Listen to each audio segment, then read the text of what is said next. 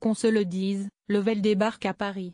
5 mois après le lancement de cette compagnie low-cost long courrier, qui opérait jusqu'à présent depuis la seule base de Barcelone, la maison mère de British Airways, Iberia et Vueling a annoncé mardi 28 novembre l'ouverture d'une nouvelle base à Paris-Orly dès l'été 2018. Dotée de 2 à 332 flambant neufs, cette base desservira dès juillet prochain Montréal, New York, Pointe-à-Pitre et Fort-de-France avec des tarifs ultra agressifs à partir de 99 € l'aller simple pour Montréal, la Guadeloupe et la Martinique, et à partir de 129 € l'aller simple vers New York. En Premium Economy, les tarifs débutent respectivement à 429 et 469 €. La connexion au débit sera facturée à partir de 8,99 €. Level s'appuiera sur les équipes de Penske, la filiale d'IA qui relie Orly à New York depuis 2008, et dont la marque a vocation à s'éteindre. Une quarantaine d'embauches est prévue en 2018. Avec cette offensive en terre française, IA montre qu'il croit dur comme fer au segment du low-cost long courrier, dont le norvégien a été précurseur. Norvégien a montré qu'il existait un segment de marché non couvert par les compagnies classiques, explique le patron d'IA Willie Walsh. Pour y réussir, on ne peut pas se contenter d'un positionnement hybride, il faut offrir des prix bas tout le temps, et donc avoir la base de coût d'une vraie low-cost.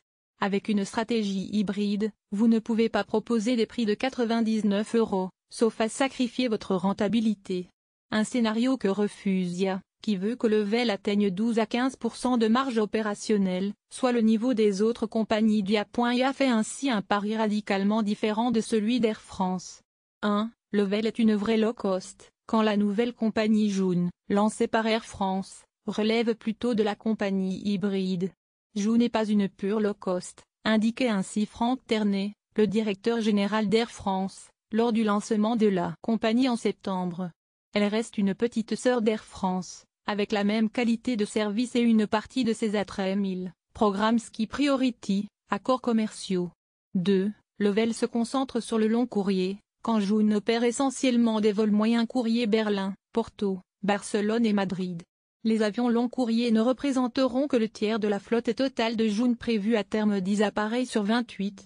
3. Level s'attaque dès le départ à des lignes à fort trafic New York, Montréal, Los Angeles, Boston. Quand Joon ne s'est pour l'instant lancé que sur des lignes long courrier peu stratégiques, c'est qu'elle, Fortaleza au Brésil. Le message est clair, IA veut devenir leader sur le segment du low-cost long courrier, dont Willie Walsh estime qu'il représentera environ 120 avions actifs en 2022.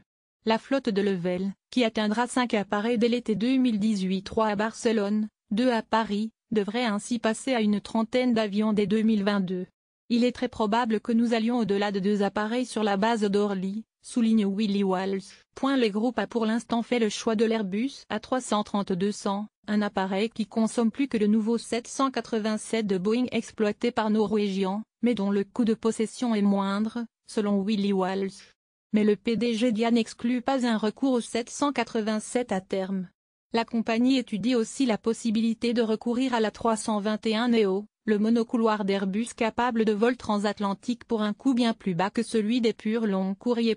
Pas de cannibalisation quant aux destinations desservies Los Angeles, Oakland, Buenos Aires, Punta Cana et Boston depuis Barcelone, Montréal, New York, Pointe-à-Pitre et Fort-de-France depuis Orly. Elle pourrait rapidement s'étendre à l'Asie, avec Tokyo en cible prioritaire.